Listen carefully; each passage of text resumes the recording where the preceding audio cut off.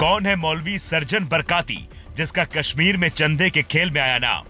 कश्मीरियों ने दान किए 17 करोड़, फिर ईरान ने दागी भारत के नाम के मिसाइल।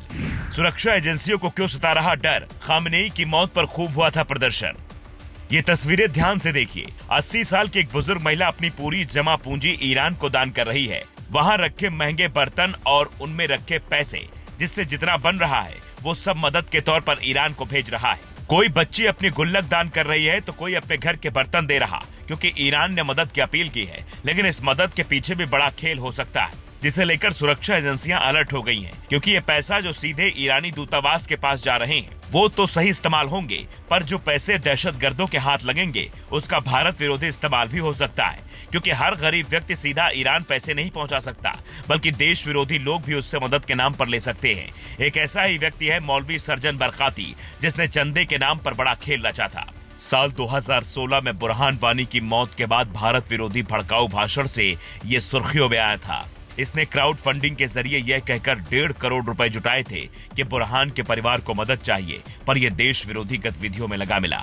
एक ऐसा ही नाम श्रीनगर के हकीम सज्जाद का भी था, जो श्रीनगर जेल में बंद है, जिस पर भारत विरोधी गतिविधियों को बढ़ावा देने का शक है। हकीम सज्जाद का काम पहले ईरान से आने वाले पैसे को स्थानीय शिया मुस्लिम धर्मगुरुओं में बांटना था। ये सारे दावे नवभारत टाइम्स ने अपनी रिपोर्ट में सुरक्षा अधिकारियों के हवाले से किए हैं। तो सवाल ये उठ रहा है, क्या कश्मीर में जो लोग रोते रोते ईरान के नाम पर चंदा इकट्ठा करने में लगे हैं, क्या उनकी भावनाओं का कोई गलत इस्तेमाल कर सकता है? आप शायद ये जानकर दंग रह जाएंगे कि अब तक जम्मू कश्मीर से 17 करोड़ से ज्यादा रुपए दान हो चुके हैं, जिसमें से अकेले बडगाम जिले ने 9 करोड़ से ज्यादा दिए हैं, जिसे लेकर सुरक्षा एजेंसियां अब ये सुनिश्चित करने में लगी हैं पैसा सीधा ईरानी दूतावास तक ही पहुंचे, बीच में कोई बिचौलिया इसका गलत इस्तेमाल ना करे, क्योंकि तब खतरा बढ़ सकता है।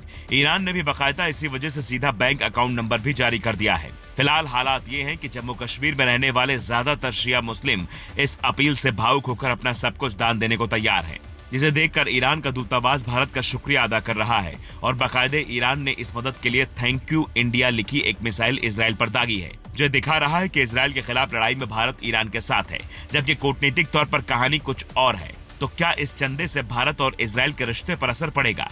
तो ऐसा नहीं लगता, क्योंकि जंग के वक्त भारत कई बार मानवीय आधार पर भी मदद भेजता है, और यहाँ तो ईरान इजराइल दोनों से भारत के रिश्ते अच्छे हैं। कई बार वैश्विक मामलों में ऐसी चीजों से असर नहीं पड़ता, लेकिन मसला जब सुरक्षा का हो तो कहानी बदल जाती है। आज ईरान के लिए दिल खोल कर दान करने वाले और चंदा जुटाने वाले लोग अपने ही देश में होने वाली बड़ी घटनाओं के दौरान ऐसे खुलकर मदद क्यों नहीं करते?